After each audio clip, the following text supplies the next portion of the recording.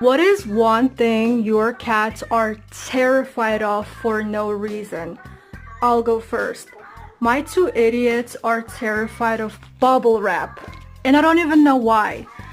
The moment I stop popping it, this is their reaction.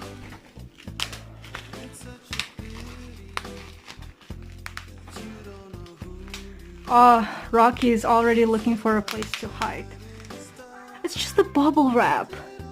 And I feel like Ollie is only scared of it because Rocky is scared of it.